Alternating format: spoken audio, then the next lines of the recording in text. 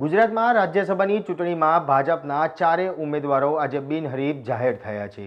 વિધાનસભામાં બમ્પર બહુમતના કારણે ભાજપના ચારેય ઉમેદવાર બિનહરીફ જીતની જાહેરાત કરવામાં આવી છે। ત્યારે આ અંગે સત્તાવાર જાહેરાત કરી દેવામાં આવી છે। ત્યારે મહત્વનું છે કે રાજ્યસભાની ચૂંટણીમાં ઉમેદવારોના ફોર્મ પરત ખેંચવાનો આજે અંતિમ દિવસ હતો। ત્યારે ડમી ઉમેદવાર રજની પટેલે ફોર્મ પરત ખેંચ્યું હતું અને એક અપક્ષ ઉમેદવાર પરેશ મુલાણીનું ફોર્મ સમર્થન ન મળતા રદ થયું હતું। તેમજ કોંગ્રેસ પાસે સંખ્યાબળ ન હોવાથી એક પણ ઉમેદવારે ફોર્મ ભર્યું નથી, જેથી ભાજપના ચારેય ઉમેદવાર બિનહરીફ જાહેર થયા છે। આ અંગે આજે સત્તાવાર જાહેરાત કરી દેવામાં આવી છે અને સત્તાવાર જાહેરાત કરતા જ જેપી નડ્ડા, મયંક નાયક, ડોક્ટર જસવંતસિંહ પરમાર, ગોવિંદ ધોળકિયા રાજ્યસભાના સાંસદ બન્યા છે।